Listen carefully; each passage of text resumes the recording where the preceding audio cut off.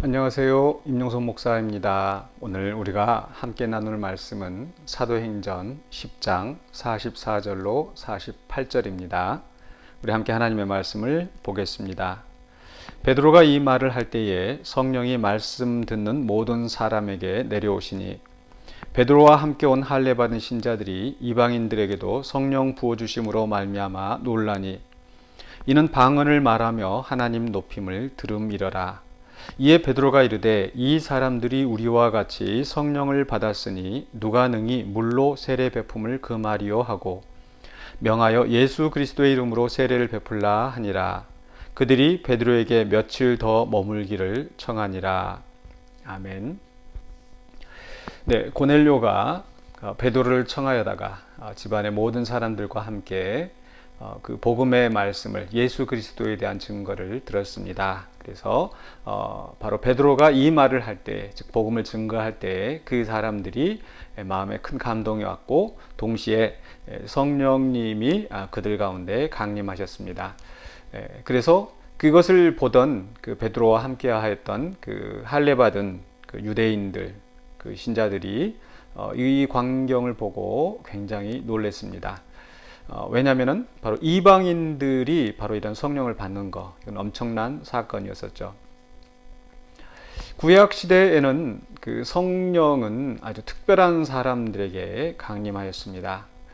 특별하게 예를 들어서 왕이나 또 그 이전에는 또 사사들, 또 그리고 선지자들, 이런 사람들에게, 특별한 사람들에게 특별한 때에 성령님이 강림하셔서 어떤 초자연적인 역사가 일어나게 하셨는데, 이제 사도행전 2장에 와서 그 성령이 각 사람에게 임하신 거죠.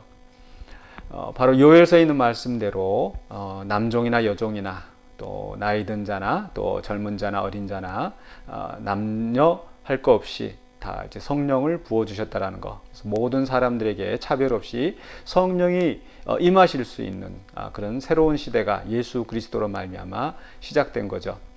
그러나 아직 그때까지만 해도 사도행전 이제 초창기만 하더라도, 초대교회 초창기만 하더라도 그 구원은 그 유대인들에게만 제한된 것으로 생각을 했었는데, 또 이런 성령의 특별한 은사는 하나님의 택하신 백성 이스라엘에게만 해당되는 것으로 생각을 했었을 것인데, 이제 그 성령의 놀라운 역사가 이방인들에게까지 확장된 겁니다. 그래서 이들은 깜짝 놀랄 수밖에 없었죠. 왜 이방인들 가운데 이 성령의 강림하심이 나타나게 되었는가? 즉, 이 성령의 임하심은 이들이 하나님의 백성으로 이제 구원을 받았다는 아주 특별한 인침의 증거이죠. 하나님께서 그들을 받으셨다라는 거. 그렇기 때문에 이런 강한 성령의 역사가 그들 가운데 나타났고, 또 그 증거로 그들도 사도행전 2장에서 그 처음 성령 받은 사람들이 했던 것처럼 방언을 했었습니다. 물론 이제 성령을 받았다는 것이 이제 하나님께서 이들을 구원하셨다는 표지 또 증거라고 했는데, 그렇다면은 오늘 이 시대에도 우리가 구원받기 위해서 이 성령 세례, 성령의 역사가 강하게 나타나야 되는가? 그렇지는 않습니다. 물론 성령이 우리 가운데 임하시고 성령이 인치심이 있을 때 우리가 구원을 받습니다. 그러나 그것이 꼭 이렇게 강력한 어떤 그 외적인 증거로 나타나야 된다라는 건 아니라는 뜻입니다. 일부 어떤 사람들은 또 이렇게 강력한 성령의 은사를 주장하시는 분들은 예수를 믿는 것과 또 성령의 역사하심, 또 성령의 세례가 별개라고 생각하시는 분들도 있습니다. 그러나 이 시대에는 분명히 그 사도행전 초대교회에서는 이런 강력한 역사가 필요했었죠. 왜냐하면은 이제 예수 그리스도로 말미암아 새로운 역사가 시작되었다라는 거, 교회가 시작되었다라는 거, 그것을 드러내기 위해서 이 성령님의 강한 외적인 역사가 필요했습니다. 10장에 와서도 마찬가지죠. 이제 이방인들이 하나님의 백성으로 인치심을 받게 되었다라는 거, 엄청난 사건이기 때문에 만약 이 성령의 역사하심이 없었다면은 그들이 그 이방인들을 쉽게 받아들이지 못했을 겁니다. 그리고 그 강력한 증거로서 이제 방언이 나타난 거죠.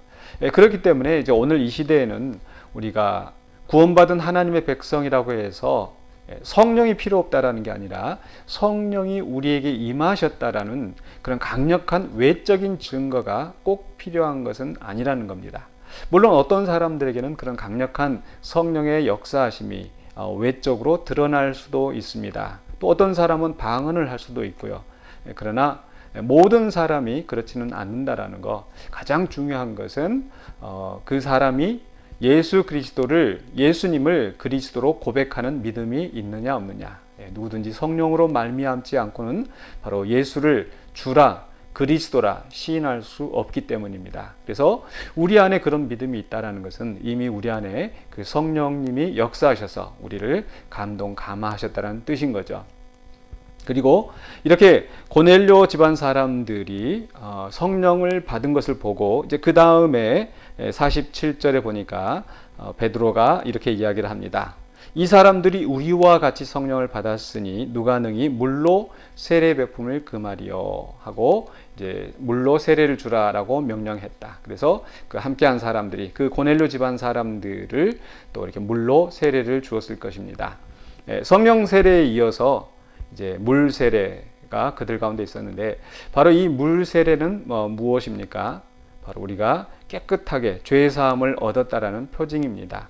예수 그리스도로 말미암아 우리가 죄 사함을 얻었고 또 그 죄 사함을 얻었다라는 것을 또 외적으로 표시하면서 어떤 효과가 있느냐?